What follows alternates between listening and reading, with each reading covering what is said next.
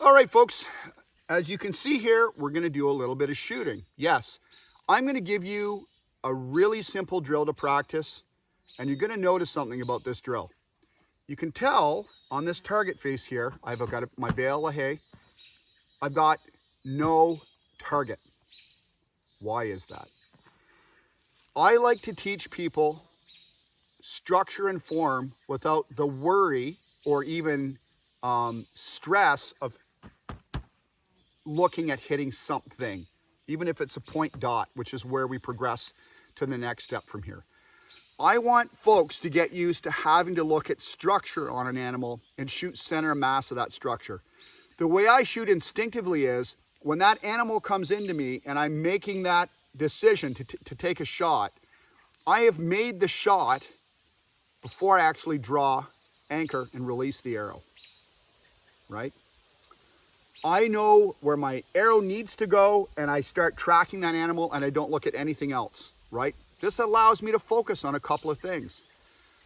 Body language. If the animal starts getting nervous, if something gets in the way of the shot, a branch, an obstruction of any kind, another animal, I'm aware of it because I'm focused on where I want to put that arrow, right? I don't need to look at the antlers. I don't need to look at anything. I need to focus on where to put that arrow. That's part of the instinctive shooting program I teach. Instinctive is not magic. It does not happen overnight. It takes time and practice, and it has a structure to it that needs to be developed, just like any shooting method, right?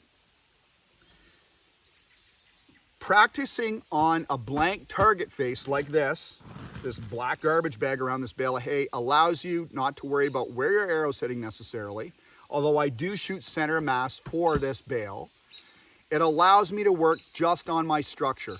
And I highly encourage this. It's a great drill. You do not need to shoot far away, okay? In order to find your effective lethal range, and I add not just effective, but lethal range, this has to do with mentality.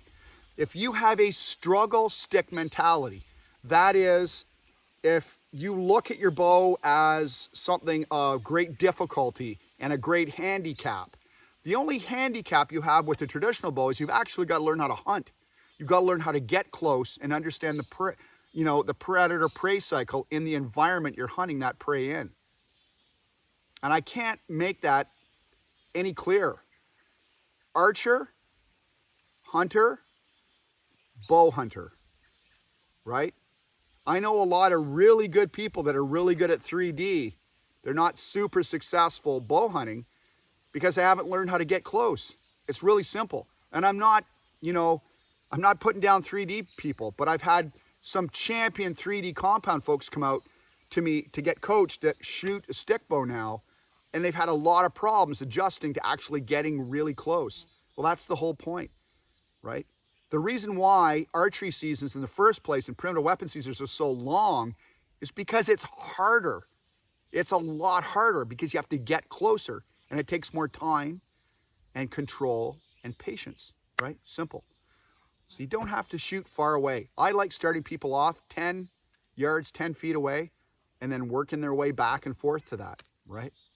Okay, real simple. So the first drill I'm gonna do for you folks today is basically just a center mass drill. You're gonna work just on form, but you're not gonna shoot multiple arrows. And we're gonna get into this a little later on, a lot more. You're gonna hear me talk about the rule of 3: position, angle, and distance, okay? You want to eventually break that down so you're never shooting from the same position, angle, or distance every time. And I prefer for hunting situations to shoot one arrow at a time, pull that arrow, and start again, okay? So I'm gonna give you 2 drills. The first drill is gonna be done 10 feet away. I'm gonna take a shot at this bale. I'm gonna come back and finish talking on the video with you.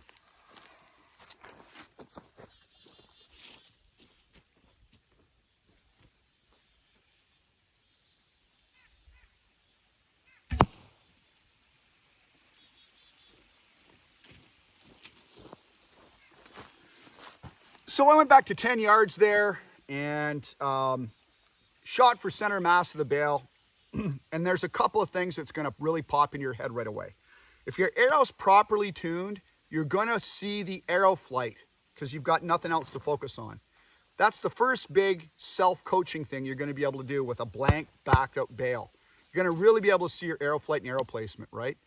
The second thing is, because you're not worrying about focusing on anything right now of where to put that arrow, just the center of this, it allows you to focus on your draw cycle, whatever that is. In the Archer's Trinity shooting method, we have 3 points that combine together for one shooting method.